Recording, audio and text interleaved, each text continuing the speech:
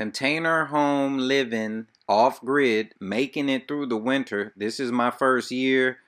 Yes, there's some challenges. I want to tell you about those challenges because I feel like some of these guys with the pretty YouTube channels, they're not going to tell you about the challenges because they probably getting sponsored by a lot of these people. So look, there's some B-roll we got rolling in the background of, me installing the system. I probably will comment on a couple of these things that's rolling in the background, but I'm gonna just talk to you about, some of the difficulties I'm experiencing right now in the winter. We're obviously going through a cold spell here in the U.S. I mean, I'm in East Alabama where it's supposed to be relatively warm, but it's cold. It's in the high 20s at night, so it's taking a toll on my system, obviously. So let's talk about it so you don't have to go through it. So basically, the main issue that I'm seeing right now with it being so cold is the battery self-heats. I have the EG4 self-heating battery when it gets this cold. So it's self-heating at night to stay warm, and that's probably taking away another 10 to 15%. So I may go to sleep with 100% battery or 95%, but then in the morning it's down to about 60%. You know what I mean? Just be keeping the refrigerator on, having a lot, all that little stuff, and then now heating the batteries. I'm measuring this because someone asked me the width of that, so there goes the answer to your question. And I'm gonna comment on this because there's a couple, I want to say, mistakes or things, I could have did better on this. So see right here where the water's holding underneath that. So basically I just cut a piece of tire, put it underneath there so it would have some bounce. You can see the black underneath it, so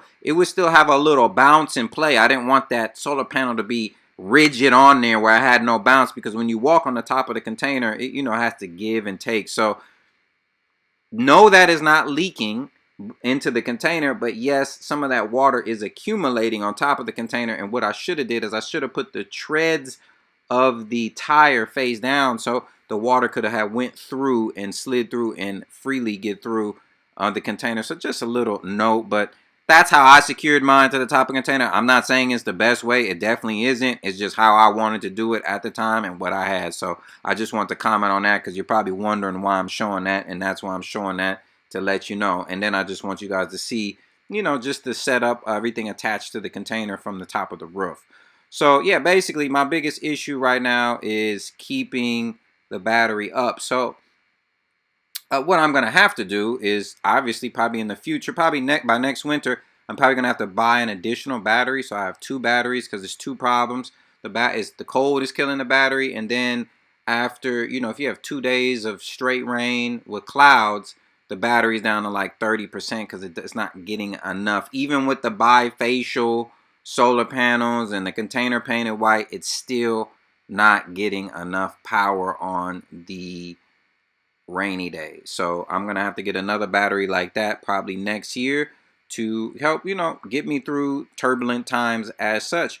Or the other option, you really have two options, would be to get a generator.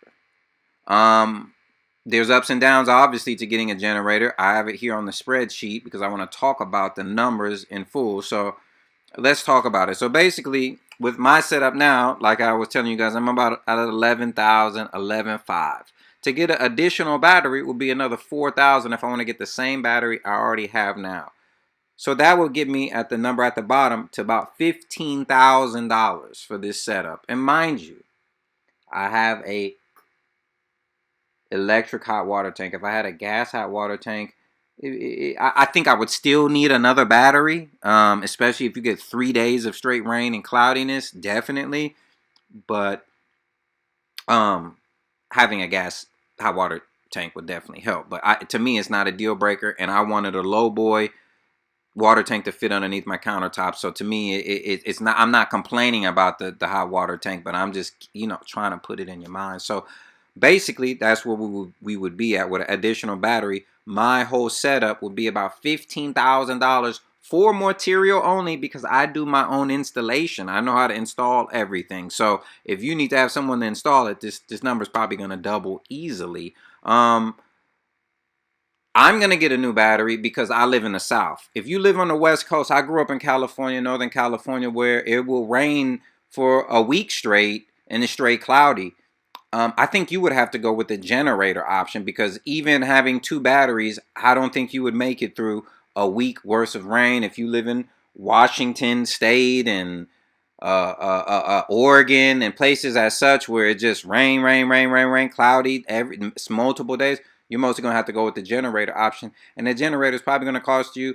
I would say with the transfer switch, the wire, and everything, material alone would probably be 10,000 if you want a decent sized generator. That's me pricing out a diesel generator at about $7,000. Yes, you can get one cheaper.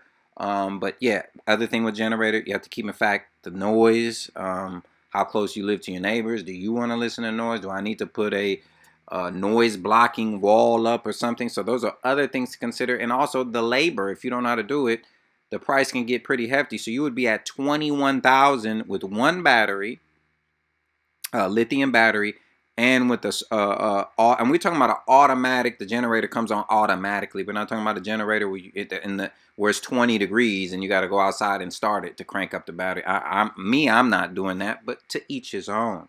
So I want to give you guys realistic numbers for your budget. If you're doing a container home, this is what it's gonna take. Things to consider. Like I said, I have a lot of people here that I know in the community. So if I need to go over there and take a shower at night instead of taking a shower here so I don't burn out my battery, see, I have those options. Everybody doesn't have those options. So it's also thinking about the bigger picture. But like I said, next year, probably going with a bigger battery. Because it's just what needs to be done. Because if you get 4 days of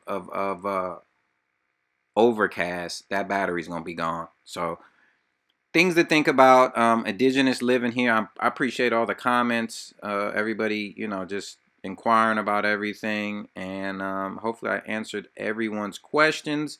And man, hopefully you have realistic numbers.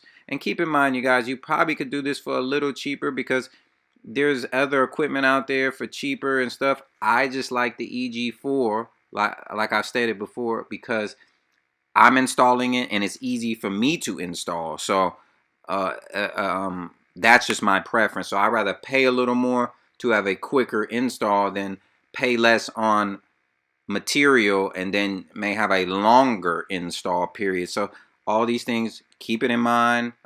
Do what's best for you. If you got any questions, man, just let me know. Keep going. That's all I can tell you. Peace.